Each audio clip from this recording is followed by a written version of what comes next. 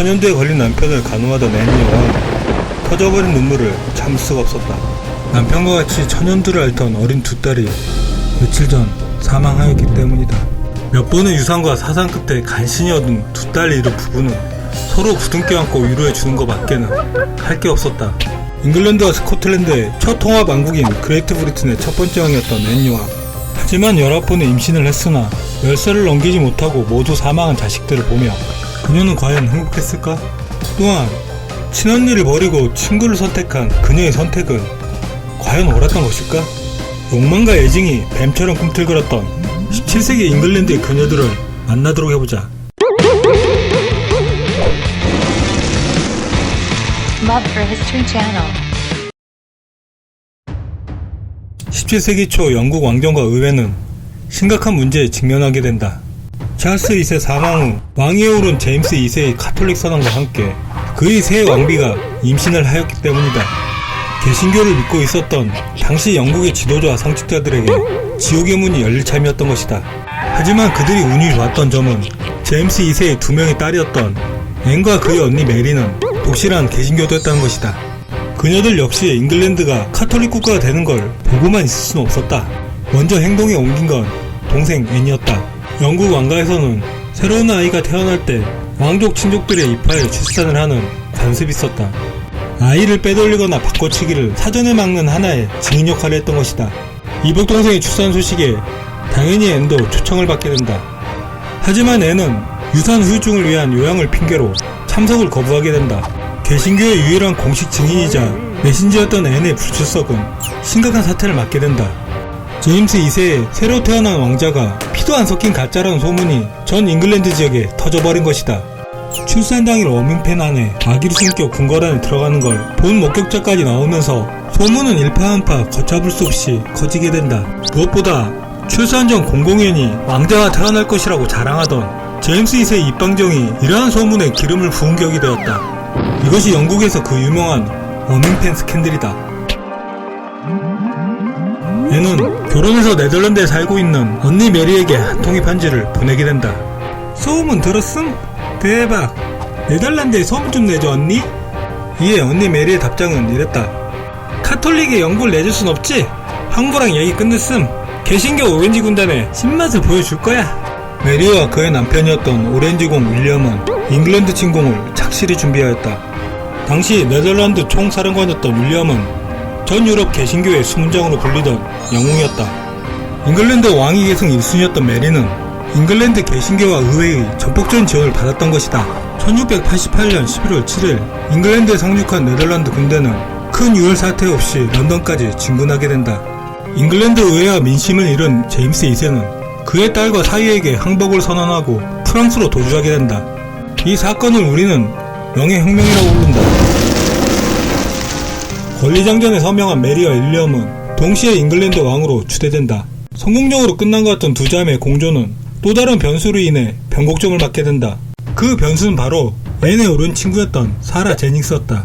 앤과 8살부터 알고 지낸 명문가 출신의 사라 제닝스는 완벽한 여성이었다. 다소 뚱뚱하고 볼품 없었던 앤과는 달리 뛰어난 미모를 자랑했던 그녀는 과감하고 저돌적인 행동력을 가진 야망 있는 정치가이기도 했다.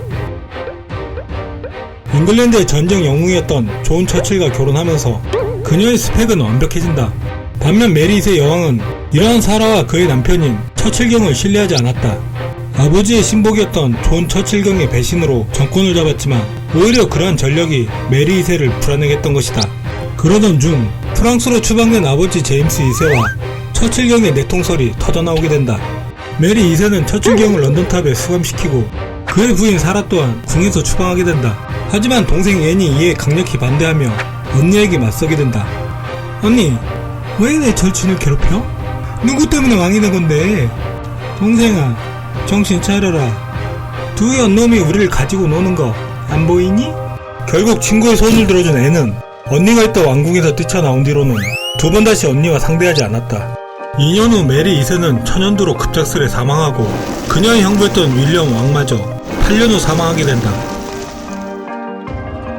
1702년 3월 8일 앤의 대관식이 열리던 날 가장 행복해했던 사람은 사라 제닝스였다. 친언니 대신 자신을 선택한 여왕의 신뢰와 희그당의 전폭적인 지지를 받던 그녀를 막을 장벽은 없었기 때문이었다. 불같은 그녀의 정치적 야망이 잉글랜드 역사에 끼친 영향력은 상당하다.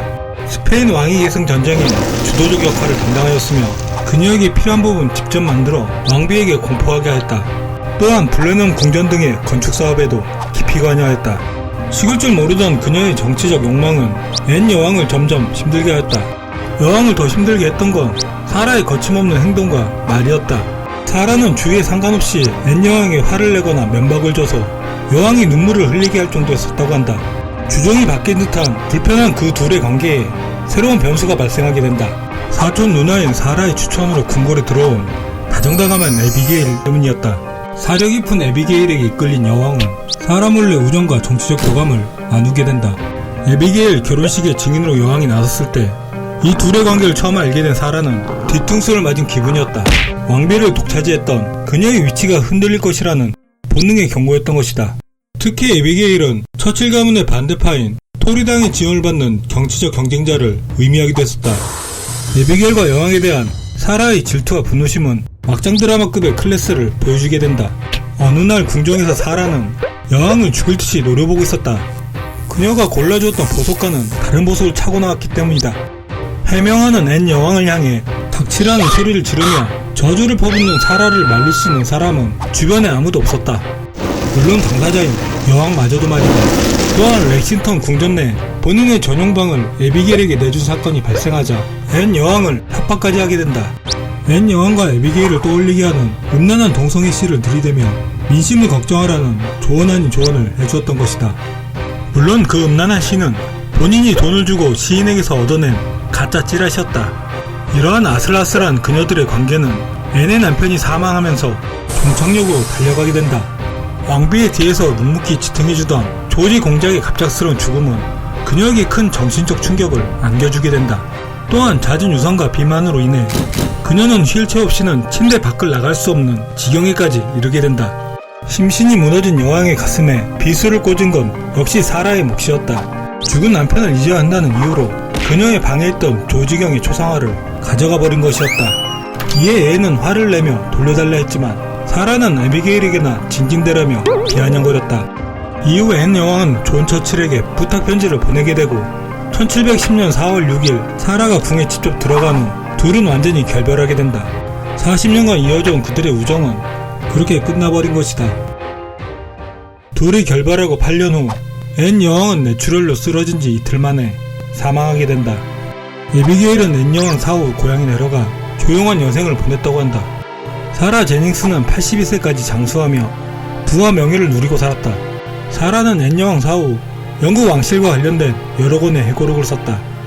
이 해고록의 내용이 결코 앤 여왕이 좋은 내용이 아니라는 건 짐작할 것이다. 가부장적인 유럽 중세의 사회에서 이 해고록은 좋은 먹잇감이 되었다. 의회 민주주의를 이끌었던 앤 여왕 시대의 재평가는 다시 있어야 한다고 생각한다. 역사의 승자였던 사라 제닝스의 해고록은 잠시 접어두고 말이다.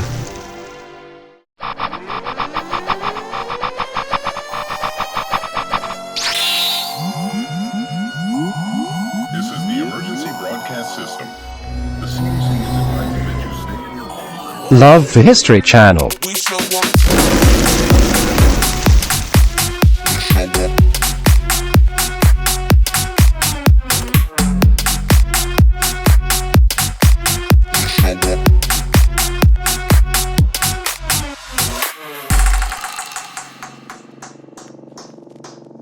We show up in the party, fire than everybody.